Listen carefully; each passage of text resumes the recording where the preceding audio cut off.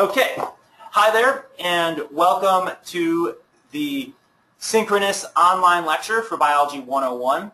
This lecture is associated with the statewide online class. And so in each statewide online class that's 16 weeks, each session you have some topics, and this provides an opportunity to have some supplemental lectures associated with those topics.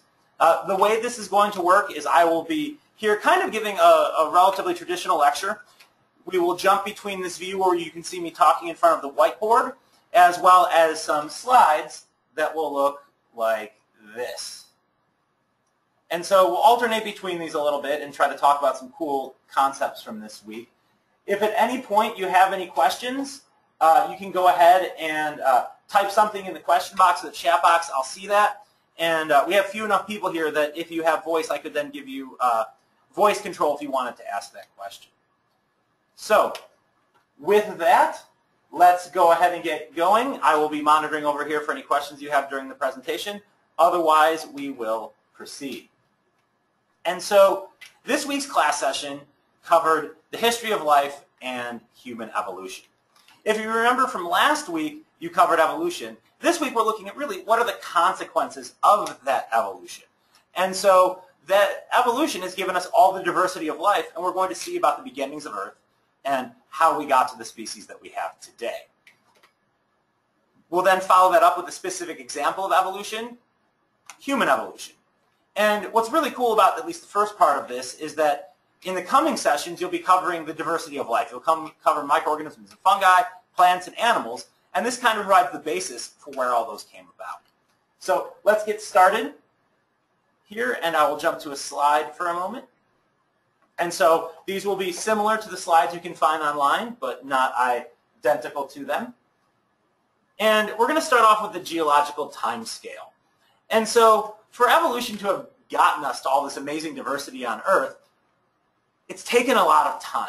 And this time is measured using the geological time scale. And so, for instance, the Earth has been around for 4.6 billion years, and we measure this in broad eras. And it looks something like this. You probably can't see that well there, but in your book, we've got the Precambrian and so on all the way up. And this is a long, long time ago, and you can see we start with relatively simple organisms, and we work our way toward more complex organisms as we move on.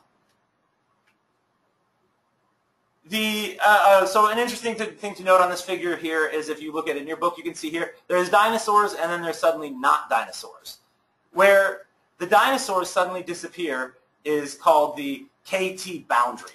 And it's between the Cretaceous and Tertiary periods, or sorry, Triassic periods. And basically what that is there was a mass extinction event right here that killed off a very large number of species. So dinosaurs die out, and we see massive radiation of a lot of the organisms that we know of today. These time frames are defined not in distinct units, but on the life forms we find there. And so, for instance, the Precambrian is a very long period that's based on finding simple fossil microorganisms. And these transitions are evident in the fossil record because of major extinction events, like the KT boundary that I just mentioned a moment ago. And so here we provide you with a picture of some rocks. And you might wonder, how do we know how old a fossil is that we find? How do we know things are this old? Well, we've got a lot of chemical means and radiometric dating and things like that to gauge how things are old. But there are also some ways that we assign things just based on geology. And so in this picture of the mountains here, you can see strata. You can see distinct lines that look different from each other. And as we move down from the top to the bottom of this mountain, we're actually getting to older and older eras. And it works this way because you start off with some basic ground here. And what happens is over time, when you're making sedimentary rock, more dirt and more things fall onto the ground, creating a layer. And then over time, we get more layers and more layers, like this. Okay? And so normally this would be underground, but if there's some big upheaval that creates something like a mountain, well, then we're going to see all these layers like you saw in that example there. And what happens is based on how close something is to the top of this, lets us know how old it is. When things are, if you find a fossil here very near the surface, you know it's relatively recent. But if you find a fossil way down here near the bottom, you know it's from a long time ago.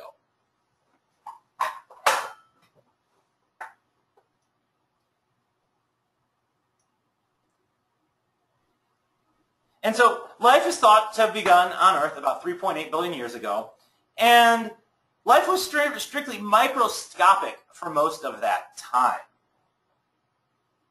And so let's start off then. We know it started a long time ago, but how did life begin? Well, life arose through chemical processes. And basically, it required self-replicating molecules. What is DNA other than a molecule that replicates itself in a very elaborate way by being inside living organisms?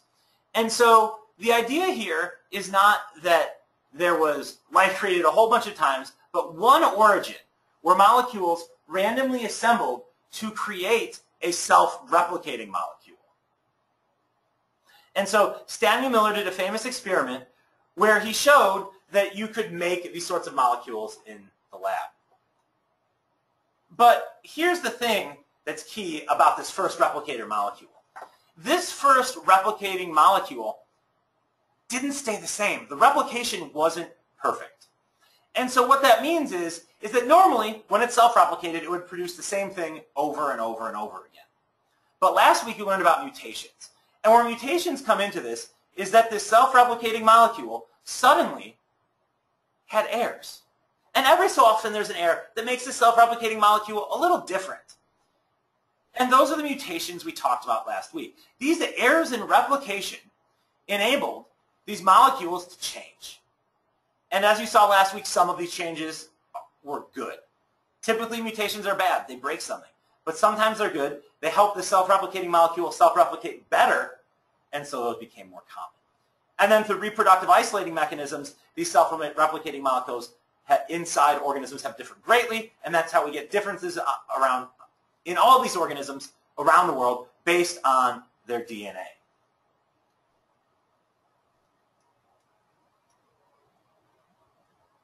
So basically what we're talking about here is the tree of life. And everything on Earth belongs to one of three domains of life: bacteria, archaea, or eukarya. And members of bacteria and archaea are single-celled microbes, and these do not have a nucleus, and therefore they're prokaryotes, as you learned about in session 3. In the domain eukarya, there are some single-celled organisms, but there are also multi-celled organisms. And this includes things like plants and animals. And so in eukarya, we have plants, animals, fungi, and also protists. As you work through the next block of the class, you will look at plants and fungi, animals, as well as protists, and then specifically at animals' anatomy and physiology through a chapter on human anatomy and physiology. So it's kind of a preview of what's to come in your course. So this is how this tree of life is envisioned, and what we have here is a universal ancestor. So basically, remember that self-replicating molecule? Somewhere down here is the first self-replicating molecule, and over time it changed a lot, but we've got major divisions. We've got bacteria, and then from bacteria we have a split of archaea and eukaryotes. And so eukaryotes are actually more closely related to archaea than they are to bacteria. And you can see we have these different groups, as I mentioned before, within the eukaryotes. And so we can say we've got this universal ancestor, and from there we end up with the domain bacteria, archaea, and eukarya, as I mentioned before. And there's protists at the base of this, which give rise to the plant, animal, and fungal kingdoms. And so it's basically the diversity of life that you'll see in class. Let's just take a moment to just kind of show you how that would have looked as a process. And so if we get rid of our geological time here, and we look at this, you start off with one single ancestor. All right? And if you remember speciation from last week, basically, some of those organisms end up in one environment, typically, and some end up in another. And what happens is because some are in each of these different environments, they evolve differently, they change. And so we go from having one ancestor to suddenly two. Two different species. But then a population of those ends up in one place, and a population ends up in another place with different selective pressures. And so now we've got four. And you can see if each time we get new species, those each can branch off into additional species, we could end up with what they're calling the tree of life, or the diversity of life that we have today. And so let's take a moment to talk about the very first area, the Precambrian. And that's this one down here a long time ago. Again, you can look at your book at all the different things that are going on there. We're going to highlight just a few of them now. We know this age because of the strata that I told you about in the sedimentary rock. And what we find very deep in those layers is only single-celled organisms this long ago. Most of this appears to have existed in the oceans. And there are a few really notable things that come about in the Precambrian. One of them is photosynthesis at a major scale. And what photosynthesis is going to provide all the food for life on Earth. And so really, when you read about plants, they're at the base of all food chains. What do I mean by that? Well, what photosynthesis does is it takes the inorganic world and it makes it organic. And so let's say we've got a plant here. And here's our happy plant. What is this plant doing? Well, this plant wants to grow. And when you ask students, where does this plant get the materials it needs to grow? Most people initially say, well, obviously, we've got these roots in the soil. And that's true. Plants do get some of the things they need to grow and live from the soil. But there's another big source that's going to build the biomass, or the actual parts of the plant, and that's CO2 from the atmosphere. As we've all heard, plants take in CO2, and they essentially lose O2, oxygen. And so what's happened here in plants? Well, these plants have taken these carbons and they've locked those carbons inside their body. They're parts of the plant. They've made things like sugars. And a sugar we can draw kind of like this. What they've done is they've taken that energy from the sun and they've stored energy in the bonds of our sugar molecule. And so you can get energy from that plant by eating it directly. You, as a person, could eat this plant, get the sugars, and use them to fuel your biological processes. And so, in just that one step, we see that photosynthesis will provide the basis for food chains. They make the sugars the energy that powers everything. However, this is a pretty simple case. You could also imagine that you don't have to eat this plant directly. You can eat an animal that has eaten the plant and also get that energy. And so, really, plants form the basis of food chains and make life as we know it able to function because they bring the inorganic world, those carbons, into organic carbons, which can be used for energy. Even a plant, once it makes these sugars using photosynthesis, breaks them up for energy.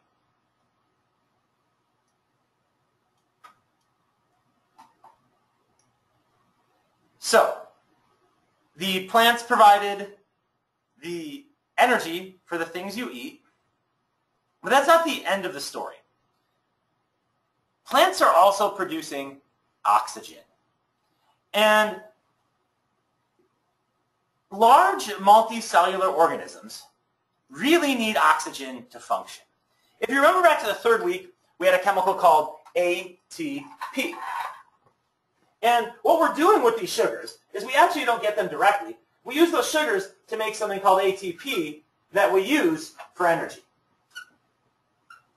And there's two ways that we can generate this ATP. We can generate the ATP with oxygen, or we can generate the ATP without oxygen.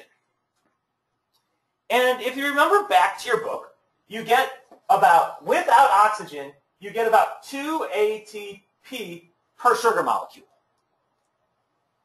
With oxygen, you can get 32 to 38.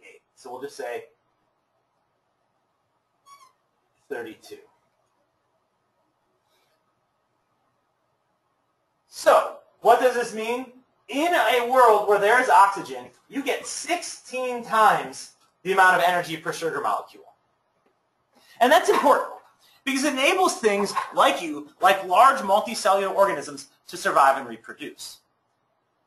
If you did not have oxygen, you could not generate enough ATP to stay alive. And so that's actually what suffocation is. Suffocation is actually your cells running out of ATP because they don't have oxygen to make as much as they need. And that's why if you suffocate, you die. And so you can see that, imagine that you had to go into McDonald's, right? And we go into McDonald's and we buy a Big Mac and a large drink, large fries, whatever, and we eat that. And that's enough to keep us alive at one meal. But what if you had to go in and eat 16 times as much as you did? What if you needed 16 Big Macs, 16 large drinks, 16 orders of fries? You just physically couldn't do it. And so you can imagine a caveman definitely could not hunt enough to get 16 times as much food or gather enough to get 16 times as much food. And so plants, by virtue of growing, have made our life possible, both one, through directly providing food, and two, making us better able to utilize that food by providing oxygen. Initially, the Earth just had CO2. The plants turned all that. Initially, the Earth just had CO2. The plants turned a great deal of that into oxygen that we can use. And so this is a byproduct of photosynthesis. And I should mention that I said plants a lot there because it's easier to understand. But obviously, early on, these were single-celled photosynthetic organisms. And I already mentioned that the atmospheric oxygen was very helpful.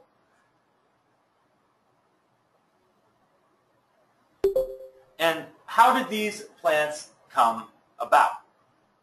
Well, the way we get photosynthetic organisms, we actually think it's through an event of symbiosis. And basically, the way we think this comes about is we've got one larger cell and a smaller cell that is green and performs photosynthesis. And basically, this gets enveloped by the cell, and now we've got a cell, a eukaryotic cell, that can perform photosynthesis. You'll see a little bit more about that when you get into your section on plants.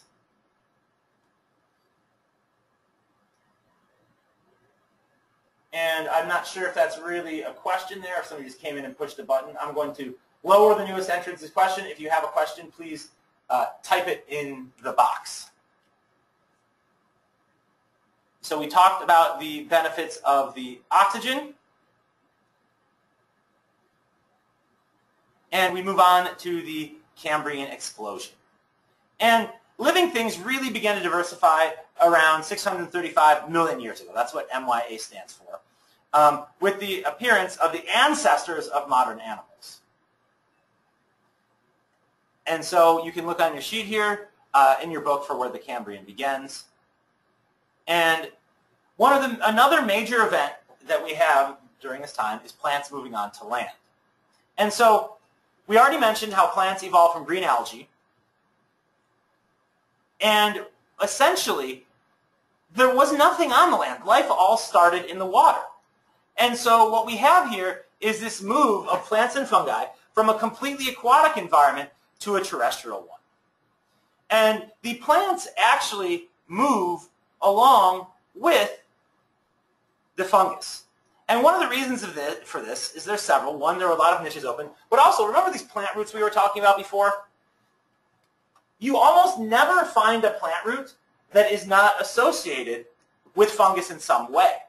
Because what these fungus do is they wrap around the plant root. And what this does is if you took a root tip, it might look like this, let's say. This root tip, and we could actually make the whole root, only has this much surface area to absorb things from the ground. But with fungus wrapped around it, that surface area increases dramatically. And so what happens is that if we now traced a line around this, you can imagine it would be super, super long, which means there's more surface area there. And so this enables plants to do a better job of absorbing things from the ground. Fungus win here because they actually get some things that the plants is sending down to their roots. And so the key thing about plants moving on to land is that they just basically had to become resistant to being in dry conditions. And so we get things like major developments in plants being things like water-retaining coverings, embryos that mature inside parent plants. We get a vascular system in some. And basically, plants make it to land before animals.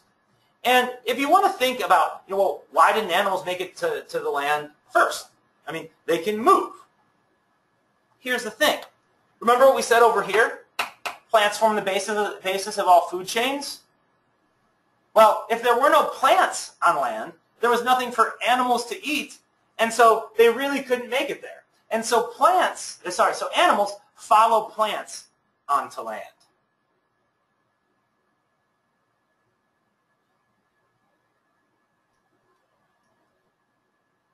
And so what you'll learn about in your chapter on plants are these major divisions of plant groups that are based on some very big characteristics. So for instance, we've got green algae at the bottom of this. Green algae are in water. There is movement onto land, and we get mosses. And mosses are restricted to moist environments.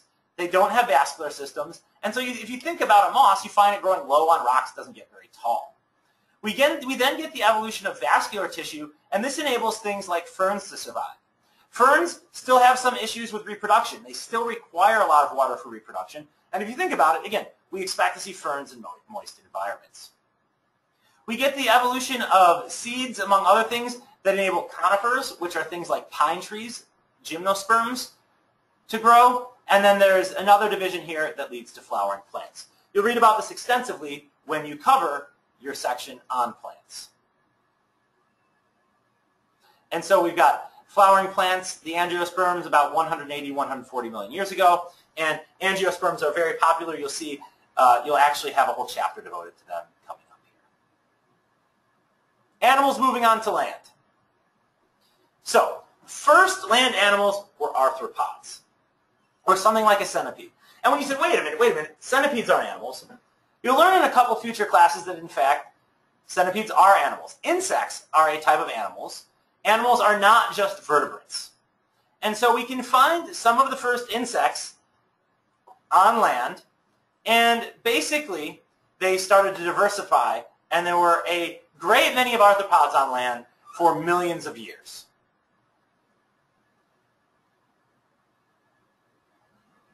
Eventually, we get the evolution of vertebrates, and vertebrates eventually start to move on to land. And so vertebrates are things with a backbone.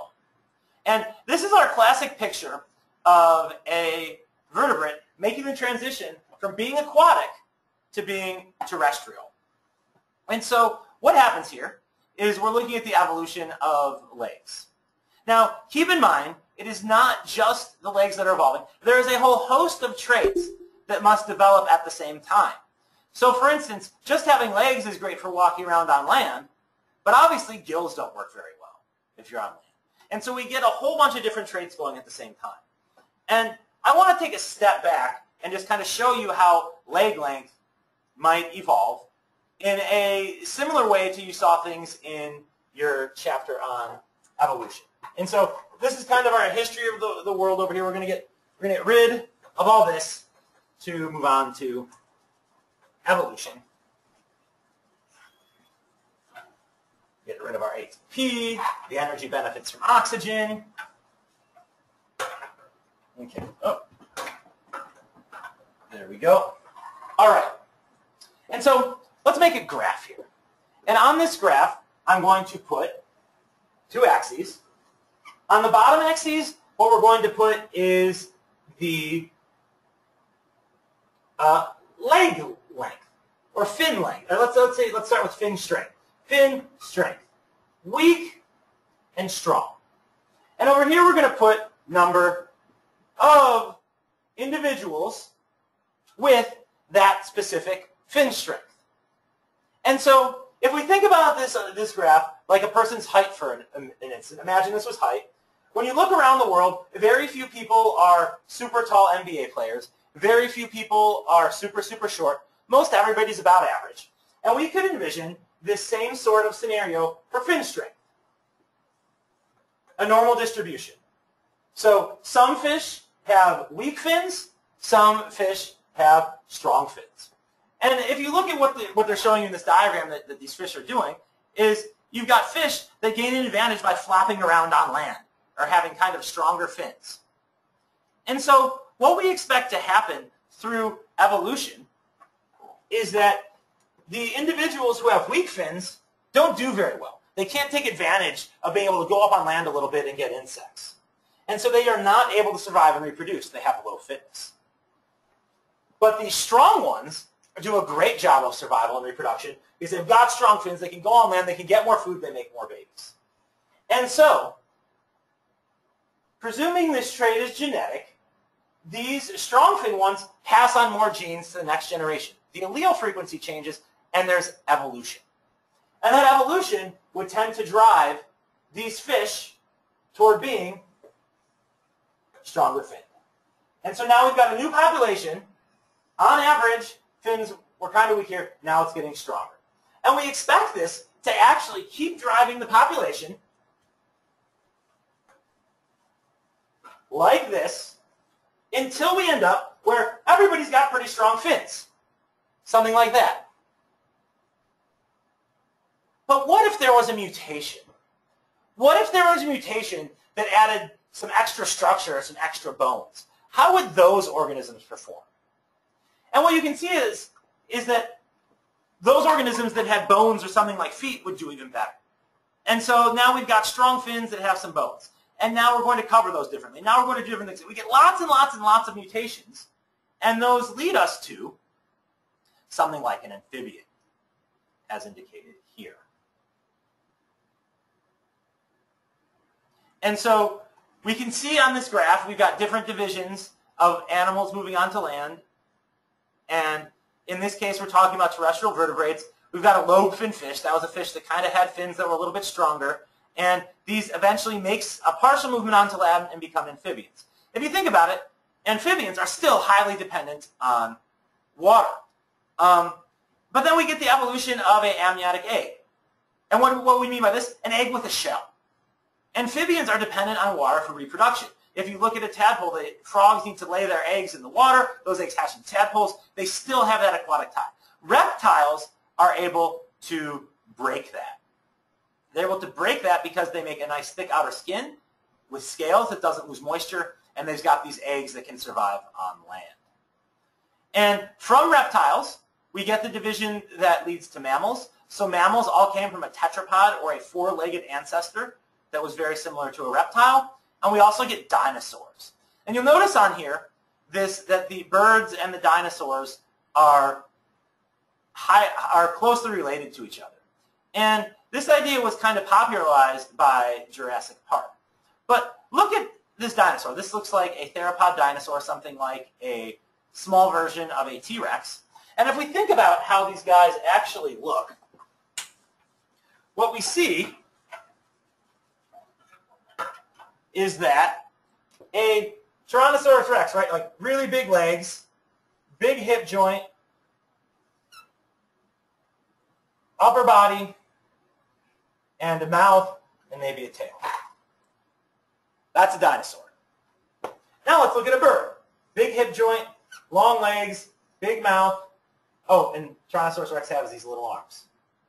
Here's a bird. And all we do is we kind of lose our tail and put wings instead of arms. and now we've got a bird. And so you can just see kind of from this basic body plan why they're closely related.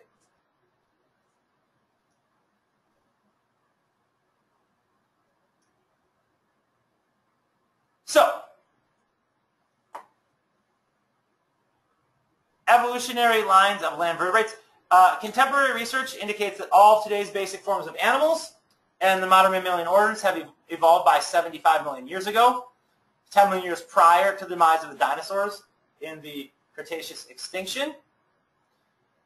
And the group of animals known as primates we see 55 million years ago. And primates are characterized by large, front-facing eyes, limbs with an opposable first digit, and a tree-dwelling existence, like this. And I can show you another version of the primate by lowering this presentation again. This guy. We are primates. And so this is a nice point. We're going to transition in from the history of all life on Earth, and now we're going to move into the evolution of humans. And so if you guys have any questions at this point, you're welcome to throw up a hand or add a chat item. We can, if there are no questions, I will go ahead and proceed with the portion of the lecture on human evolution. So, oh, I don't want that. There we go.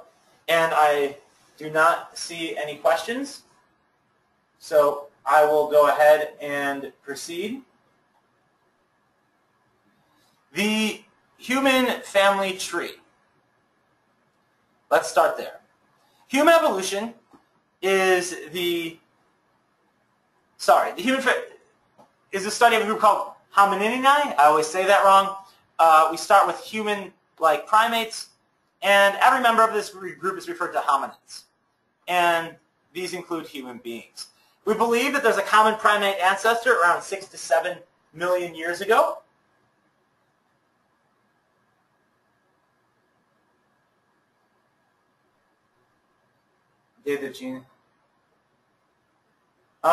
We have a question about preservation of species.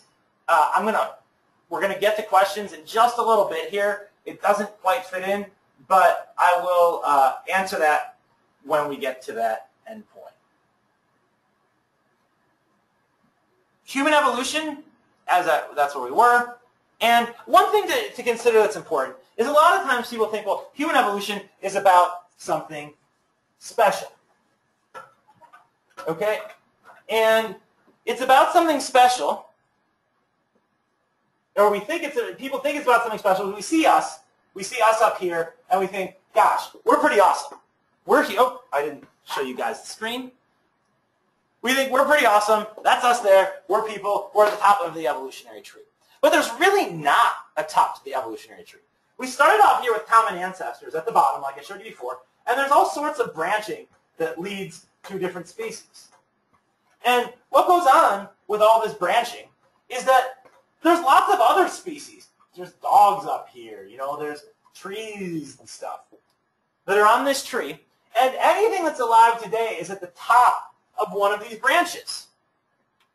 We as humans are just like any other species occupying the top of the branches. Yes, if somebody says they can't hear me, but that you will be able to hear this after the video is uploaded, which should be pretty soon after the presentation. So, human family tree, and the human family tree is subject to a great deal of debate. Your book gives you this version. However, there's a bunch of different versions. The thing is that we don't have enough fossil evidence to be exactly certain how one species transitions into another. We can see we've got modern humans as the only organism in this group that's alive today, and we find fossils at different ages. So if we move down this part of the graph, we've got fossils of different ages. But we're not absolutely sure how each of these are connected to each other.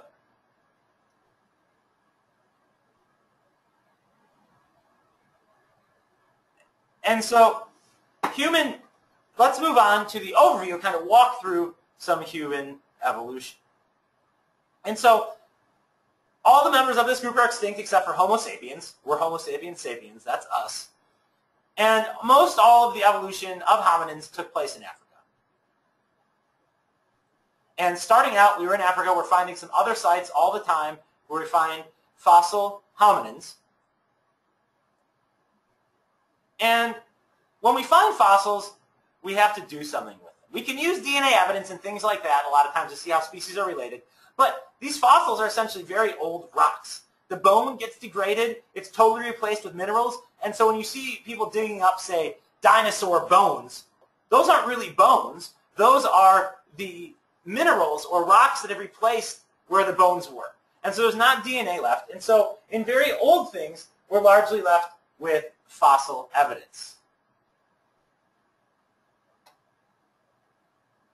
And so here's an example of we can take this skull and we can reconstruct what this organism might have looked like. And we go from this cranium of this guy to something that looks like this. And this may seem a little bit out there, but the fact is that if you've ever seen a show like CSI and they do the reconstructions of what a person might have looked like based on their bones that they find, we can do the same thing with fossils, because the way bones look, markings or ridges, things like that, are all there for a purpose. They're not just randomly tacked onto an organism.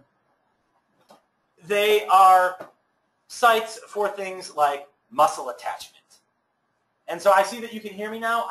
The question, kind of lost our opportunity here, but we will answer that question right at the end because it's a little bit off topic, but we will definitely get to it. Interpreting the fossil evidence, like I said, there's different markings, and so this brow ridge means there's lots of connection points for muscles there potentially. A great one is right over here. A big gap here means that you had to send large muscles to the jaw that you could have. And so we can kind of reconstruct what something looks like.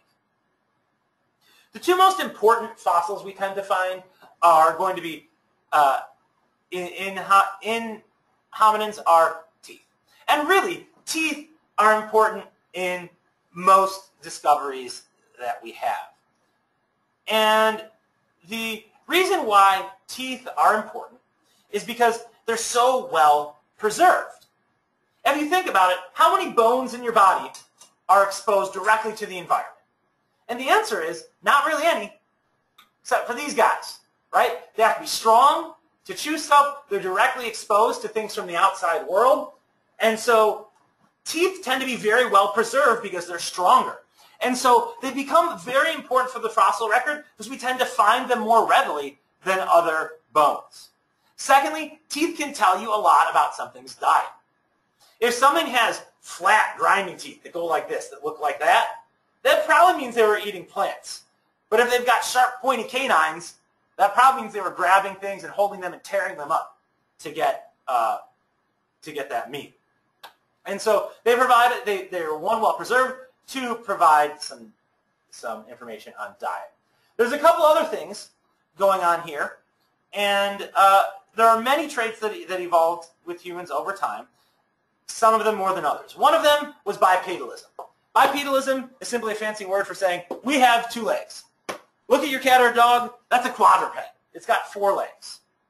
Bipedalism enabled people to walk upright. And this had a couple consequences. Well, one, it meant we were able to free up our arms to do other things. Suddenly, because we can walk upright, we don't have to have arms that are good at doing things on the ground. We can carry things. We can hold things.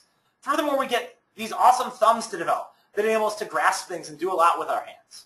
And being able to do a lot with our hands wouldn't be very good unless we had larger brains.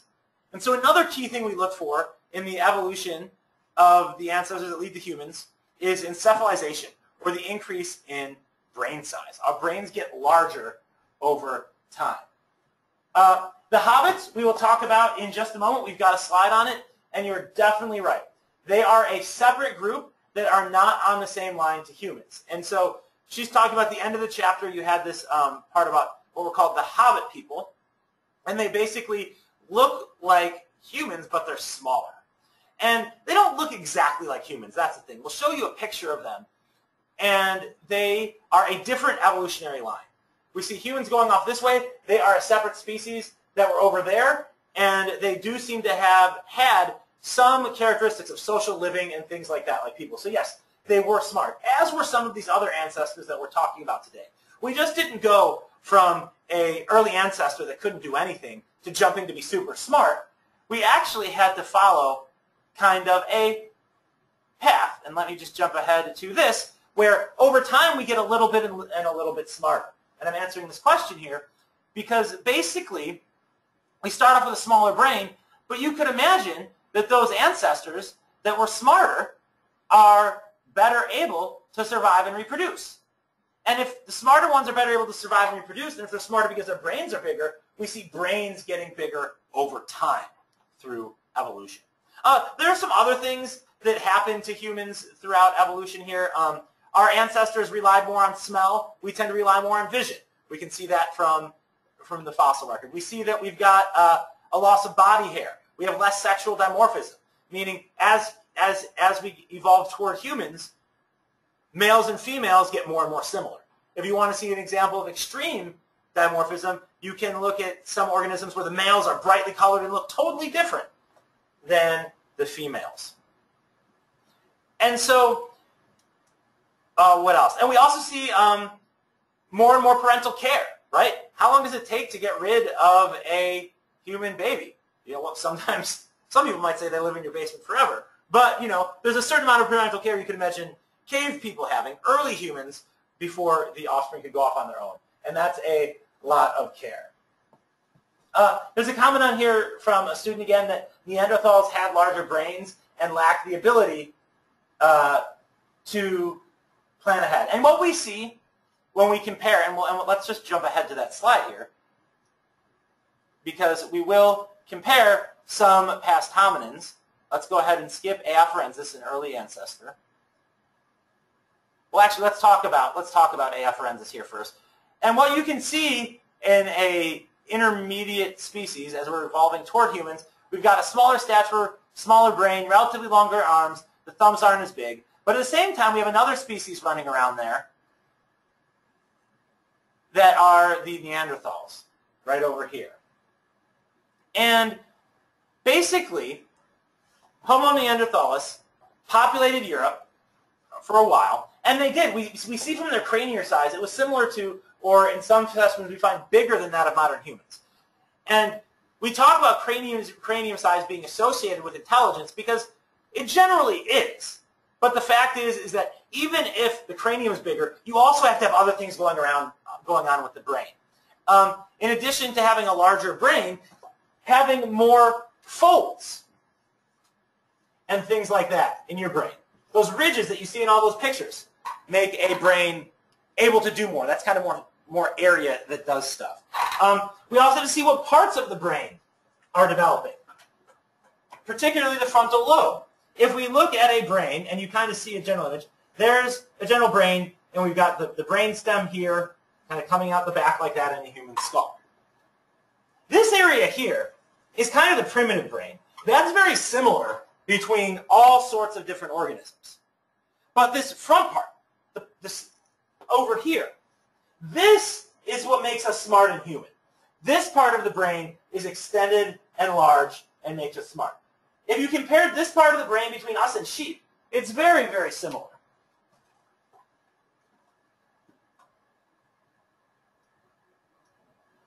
So, let's go ahead. The Neanderthals were in different places than humans, and what it looks like happened is that when modern humans appeared, they were in Africa, and then eventually they started radiating out. And believe it or not, humans could in fact, and did in fact, mate with Neanderthals at some points.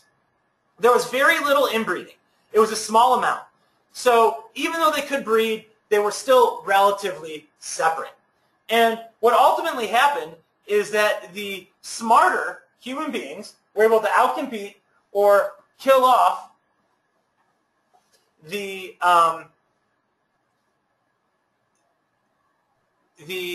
less intelligent ones. A student has a comment that students no longer believe that people with a larger head size are smarter. That was an old belief. That is within species. If you're looking within species, within humans, brain size does not seem to be associated with brain function. If you look between species, we do see some evidence for the way an organism's brain is structured and its size to be associated with intelligence. We presume larger areas of the brain associated with complex critical thinking. This front part of the brain here, as this front part gets larger, that's associated with being smarter. But within humans, we do not find evidence for that being true, but between species, we do find that evidence. So that's the difference of a within species and between species scenario. All right, so modern human beings appear, they outcompete the less smart Neanderthals. Neanderthals were still using some tools, they were still doing some things, but the humans appear to have evolved in Africa, leave, and then beat all these guys up. And we look at the first modern humans we can find from molecular evidence at about 200,000 years ago, and we find that the fossils dating from about around that time in Ethiopia as well. And we get this human wave of migration out of Africa sometime between 55 and 85,000 years ago, and they spread. And so if we look at this map here, what we're talking about is we've got a first initial evolution of humans in Africa. There's a migration event to the Middle East where they continue to evolve, and then they start to spread. And they make their way down here to Australia, and somewhere around 20 to 40,000 years ago, depending on who you talk to, we get over here.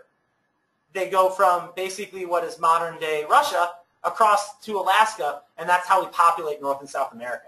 It's from a land bridge that was up here. And so we have this spread of humans, the extinction of other species as they spread. Smarter humans outcompete, maybe directly even kill the other species. They're fighting for resources, and the ones who are better able to survive and reproduce win. And humans are so able to survive and reproduce that they wipe out other species. We also have evidence for not just hominins being wiped out or human-like organisms being wiped out, but other species being wiped out as the spread of, as modern humans spread.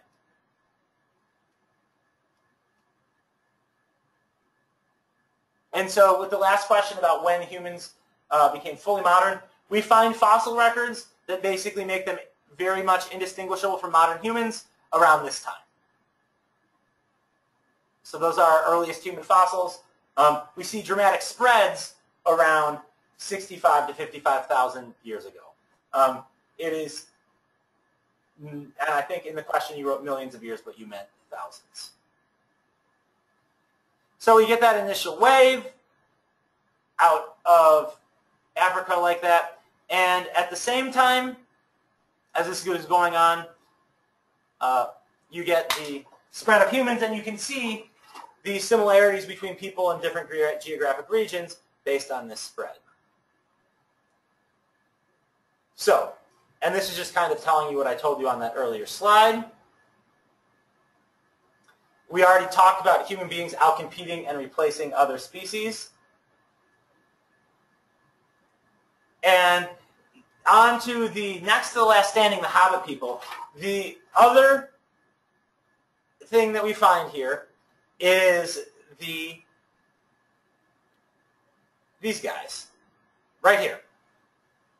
We find them living about 18,000 years ago. We think they were around. And if you look right here, another species of hominin who was living alongside people. Your book notes this, that this is maybe due to a human condition called microcephaly, which basically would mean just being basically small head. However, that research has been refuted.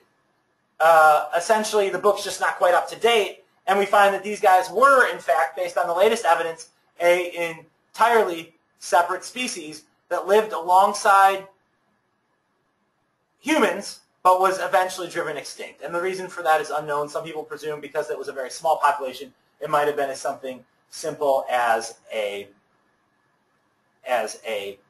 volcanic eruption.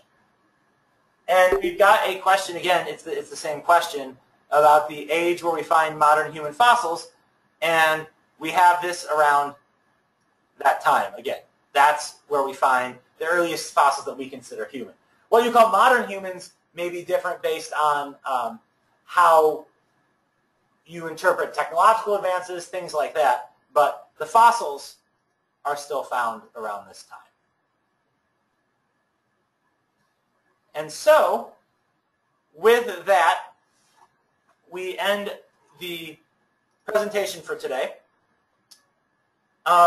We had some questions that we answered as we went. There was one question at the beginning that I said I would look at, and different time.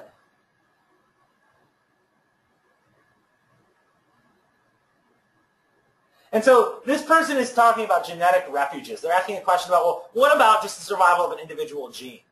And some people have proposed things like this where an individual gene could potentially, if we hybridize something, just to keep that genetic information alive in multiple species instead of just one. And that is something that occurs. They said it sounds like something out of science fiction, but people have proposed it. There are some endangered species. They say, let's make a hybrid. Because if the hybrid survives with just some of those genes, it's better than losing the whole species. So, are there any other questions before we end the lesson and recording for today?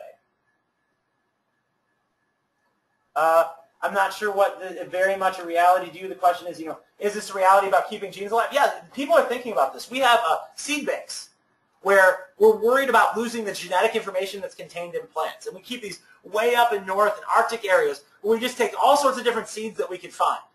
And we put them in this cold area because we know they won't grow, and obviously in buildings and isolated, with the idea that we can keep that genetic information alive, because what if there's a gene that we can use to genetically engineer something that we would lose if that organism went extinct? And so we're very interested in keeping species alive, not just because it seems like the right thing to do and that having lots of diversity is good for us. We'll talk about that later in the semester in one of the last couple sessions, but also because those could be genes that are good for us to help genetically engineer things. And so you can find information on that. There's another question by just looking up seed banks. And you'll find there's really cool ones. They almost look like something out of a science fiction movie in like these really Arctic regions. There's these big buildings that, that are there just to collect and keep all that genetic information. We do the same thing in zoos, I guess. Zoos are also, we're trying to, some species that have gone extinct in the wild or been extirpated from the wild, in other words, only exist in zoos, and we're trying to keep their genetic information alive. Some of those we have very little hope of ever reintroducing to the wild. Some we're hoping that we can one day do that with. So are there any other questions at this point?